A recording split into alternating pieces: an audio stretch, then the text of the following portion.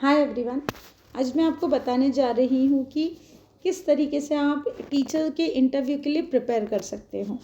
तो how to prepare, best topic for demonstration, how to get selected.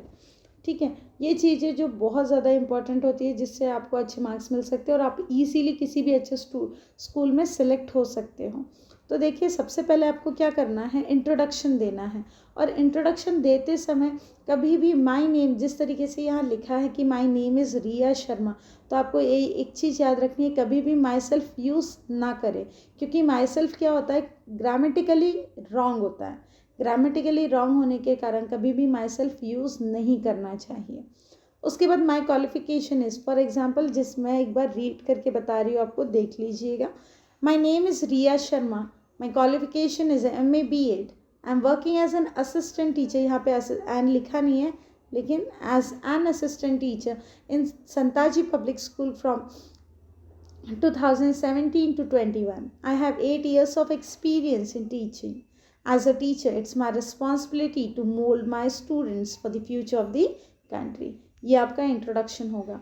और अगर इसमें आप कुछ ऐड करना चाहते हो तो आप इजीली ऐड कर सकते हो। जैसे आप में कोई स्किल्स होंगी, अलग स्किल्स होंगी जो आपको दूसरे से अलग हो, आप यूनिक हो, ऐसे बता सकते हो। तो वो स्किल्स आपको बतानी है यहाँ पे।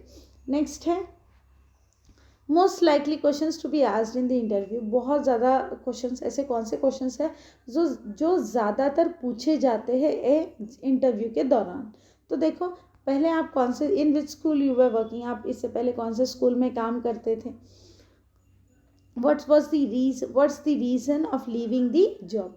आपका रीज़न बहुत जेन्युइन होना चाहिए और बोल सकते हैं कि रीज़न सही होना चाहिए। बहुत अच्छे से बताइएगा, जो कुछ भी रीज़न होगा और सही सही बताइएगा। अभी देखिए, रीज़न को हमेशा पूछा जाता है कि अगर आप कोई जॉब छोड़ते हो तो उसका रीज़न क्या था छोड़ने के लिए, तो आपको ये बहुत अच्छे से बताने आना चाहिए। नेक्स्ट है एक्सपेक्टेड सैलरी। एक्सपेक्टेड सैलरी ऐसी बताइएगा जैसे कि फॉर एग्जांपल कि कोई स्कूल की सैलरी ऑलरेडी जब ऐड आती है तो दी हुई थी है, लेकिन जब भी हम वहाँ जाते हैं और हमको फॉर्म फिलअप करना होता है तो वहाँ पे एक्सपेक्टेड सैलरी पूछी जाती है। तो रिसेंटली आपने जहाँ पे भी जॉब किया है, जैसे कि आपको अगर वहाँ पे 15,000 सैलरी होंगी तो आप यहाँ पे डायरेक्ट 25 ना बताएं। ओके, इतना गैप ना दीजिए। डायरेक्टली आप थोड़े बहुत ज़्यादा, जैसे कि 18 या 20,000, 22, 18, 20 मोस्टली ईजिली बता सकते हो, लेकिन डायरेक्टली 10 या 15,000 का इंक्रीमेंट, जैसे कि आपको 10 और 15,000 है यहाँ पे और आपको यार डायरेक्टली 25,000 एक्सपेक्टेड है, तो ऐसे ना बताइएगा। The other subject you can teach. एक चीज़ है कि हम जब भी बीएड करते हैं तो हमको 2 टीचिंग मेथड्स लेने पड़ते हैं। तो एक तो हम ऑलरेडी जानते हैं कि हम जो भी टीचर के पोस्ट के लिए अप्लाई करते हैं, जो भी सब्जेक्ट टीचर के लिए अप्लाई करते हैं, उसके लिए तो हम आते ही है।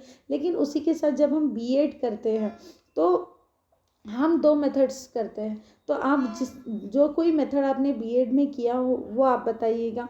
क्यों? क्योंकि वो जब भी क्वेश्चन पूछा जाता है कि आप कौन सा सब्जेक्ट पढ़ा सकते हो और आप कोई सब्जेक्ट आपने बोल दिया, तो आपको पूछा जा सकता है कि बीएड में आपके टीचिंग मेथड्स कौन से थे।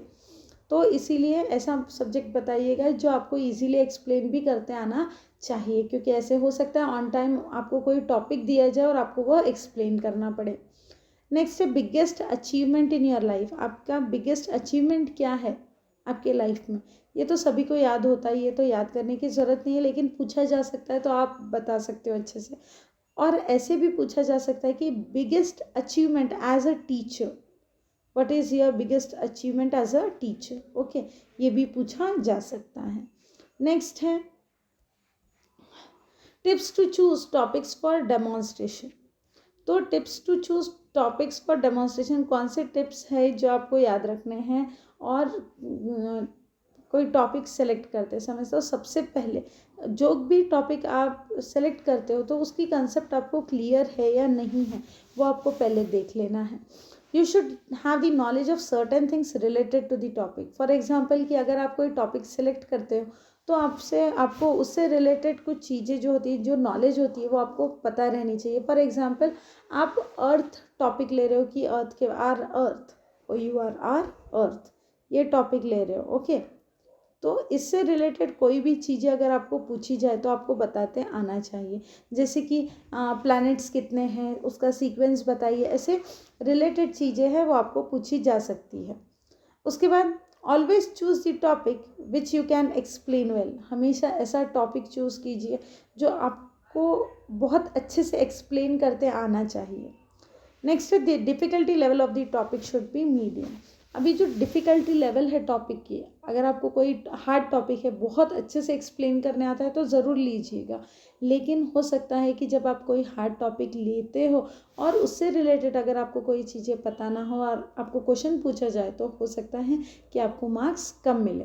तो इसीलिए हमेशा ऐसा टॉपिक चूज़ करें जिसका अच्छा खासा आपको नॉलेज रहे और उसकी डिफ़िकल्टी लेवल ज़्यादा ना रहे, मीडियम लेवल के क्वेश्चंस रहने चाहिए, ताकि मीडियम लेवल का टॉपिक रहना चाहिए, ताकि अगर उससे रिलेटेड आपको कोई क्वेश्चन पूछा जाए तो आप इजीली एक्सप्लेन कर सकते हो। नेक्स्ट है things to remember while giving demonstration. जब आप डेमो देते हो तो आपको कौन सी चीज़ें याद रखनी है।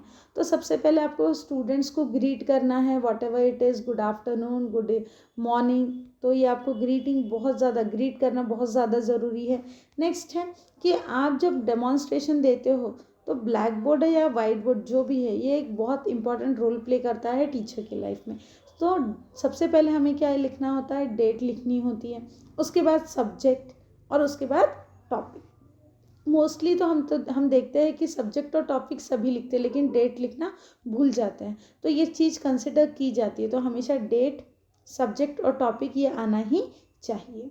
नेक्स्ट है you should use the board. बहुत से ऐसे टीचर्स होते हैं जो डायरेक्ट एक्सप्लेन करते करते भूल जाते हैं कि हमें बोर्ड यूज़ करना है। फॉर एग्जाम्पल कि अगर मैथ्स है, अलजेब्रा, ज्योमेट्री है तो इजीली, साइंस है तो इजीली क्या यूज़ होगा, ब्लैक बोर्ड यूज़ होगा। लेकिन जैसे कि इंग्लिश सब्जेक्ट है, अगर आप कोई लेसन पढ़ाते हो तो हम बोर्ड यूज़ नहीं करते, हमको याद ही नहीं रहता।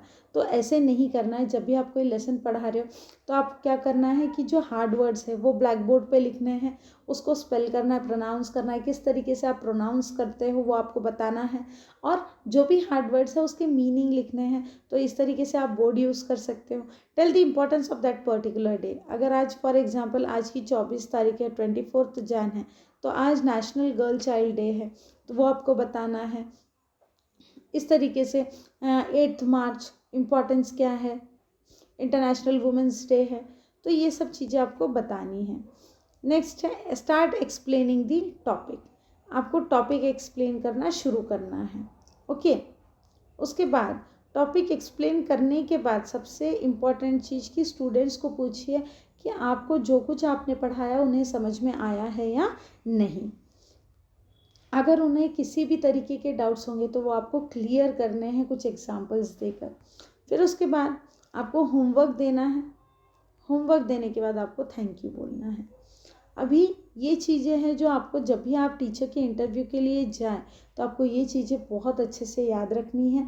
और अगर आपको अच्छा लगे वीडियो तो वीडियो को लाइक, शेयर और चैनल को सब्सक्राइब ज़रूर कीजिएगा। Thank you.